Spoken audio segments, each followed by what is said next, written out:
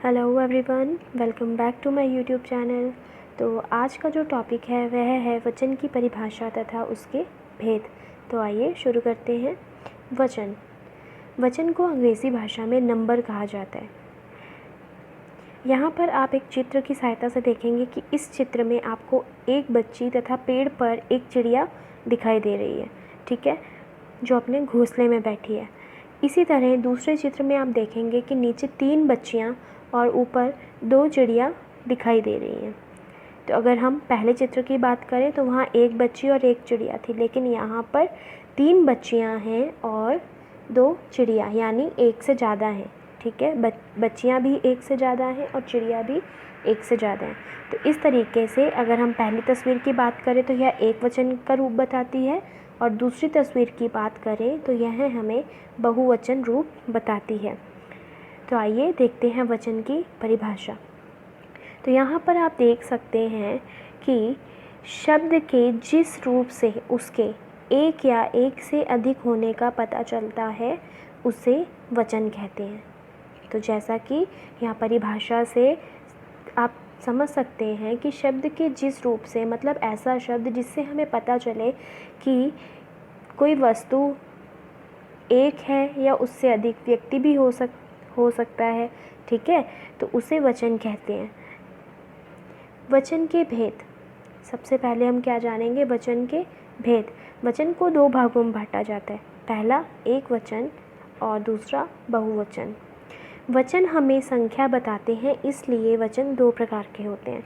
जैसा कि हमने वचन की परिभाषा में देखा कि शब्द के जिस रूप से उसके एक या उससे अधिक होने का पता चलता है, तो इसी तरह वह हमें क्या बताते हैं? संख्या, यानी उनकी संख्या कितनी है। तो इसलिए वचन 2 प्रकार के होते हैं, एक वचन और बहुवचन। तो आइए सबसे पहले एक वचन का रूप समझते हैं। शब्द के जिस रूप से उसके एक होने का पता चलता है उसे एक वचन कहते हैं। ध्यान से देखिए, शब्द के जिस रूप से उसके एक होने का पता चलता है, ठीक है, एक होने का पता चलता है, उसे एक वचन कहते हैं। जैसे बच्चा, लड़की, कुर्सी, किताब आदि, ठीक है। तो यह एक वचन का रूप है। बच्चा एक है, लड़की एक। अगर बहुवचन होता तो बच्चे और लड़कियां, इस तरह के शब्द प्रयोग किए जाते। इसी तरह यहाँ पर आप देखिए, सबसे पहले हमें एक चित्र दिखाई दिया है जिसमें पुस्तक है, तो हम यहाँ पर क्या लिख सकते हैं? किताब या पुस्तक, आप दोनों में से कुछ भी लिख सकते हैं। दूसरे चित्र में एक खिलौना है, ठीक है। ऐसे ही तीसरे चित्र में एक तोता है। आइए अब बहुवचन की परिभाषा देखते हैं। शब्द के जिस रूप से उसके एक से अधिक होने का पता चलता है। तो ध्यान से देखिए, उसके एक से अधिक, यानी वो 2 भी हो सकते हैं और 2 से ज़्यादा, ठीक है, उसे बहुवचन कहते हैं। जैसे बच्चे, लड़कियां, किताबें आदि। बच्चे, यहाँ पे कोई संख्या नहीं दिया, बच्चे 2 भी हो सकते हैं, 3 भी हो सकते हैं। लड़कियां 10 भी हो सकती हैं, 3 भी हो सकती हैं। किताबें 10 भी हो सकती हैं, 20 भी हो सकती हैं, ठीक है, आदि। तो इसी तरीके से यहाँ चित्र की सहायता से समझेंगे। तोते, खिलौने, किताबें आदि। वचन के अनुसार वाक्य भी बदल जाते हैं। तो आपको इस बात का खास ध्यान रखना है कि जब वचन का रूप बदलता है, ठीक है, तो उसके अनुसार वाक्य भी बदल जाते हैं। जैसे एक वचन, बच्चा सो रहा है। बहुवचन, बच्चे सो रहे हैं। तो यहाँ पर जो क्रिया होती है, क्या होता है, उसमें परिवर्तन आ जाता है। बच्चा एक है तो वह सो रहा है, लेकिन बच्चे सो रहे हैं। तो इस तरह से वचन के अनुसार वाक्य में परिवर्तन आ जाता है। एक वचन, चिड़िया उड़ रही है। चिड़ियाँ उड़ रही हैं।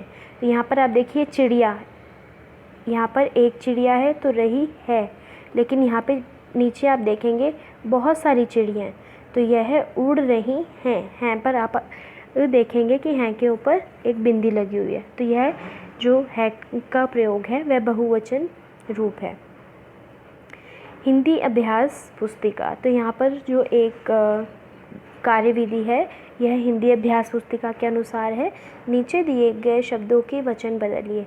तो यहाँ पर क्या करना है, एक वचन रूप दिया और बहुवचन लिखना है। लड़का लड़के, पत्ता पत्ते, गुड़िया गुड़ियाँ, मक्खी मक्खियाँ, गमला गमले, साड़ी साड़ियाँ, शाखा शाखाएँ, वस्तु वस्तुएं, तिथि तिथियाँ, मिठाई मिठाइयाँ। तो यहाँ पर मैं आपको एक चीज़ और बता देती हूँ कि जैसे यहाँ पर आपने गुड़िया, ये शब्द देखा गुड़िया, जब इसका बहुवचन लिखा था हमने गुड़ियाँ, य के ऊपर अनुनासिक चिन्ह आ जाएगा यानी चंद्र बिंदु। मक्खी, मक्खी में आप बड़ी ई की मात्रा देख रहे हैं, तो जब भी एक वचन के ऐसे शब्द जिसमें बड़ी ई की मात्रा हो तो बहुवचन बनाते समय वह मात्रा छोटी ई में परिवर्तित हो जाती है, जैसे मक्खियाँ। ठीक है। और अगर आपको बड़ी ई ही दिया है, वहाँ पर स्वर ही दिया, मात्रा नहीं दी है, जैसे मिठाई में बड़ी ई दिया है, तो जब हम बहुवचन रूप बदलेंगे तो वहाँ छोटी ई लिख देंगे। ठीक है। तो मिठाइयाँ। तो मुझे उम्मीद है कि आपको वचन के रूप और उसकी परिभाषा अच्छे से समझ में आ गई होगी। थैंक यू, धन्यवाद। ओके, सो अगर आपको मेरी वीडियो अच्छी लगी हो तो लाइक कर दीजिए एंड सब्सक्राइब करना मत भूलिए।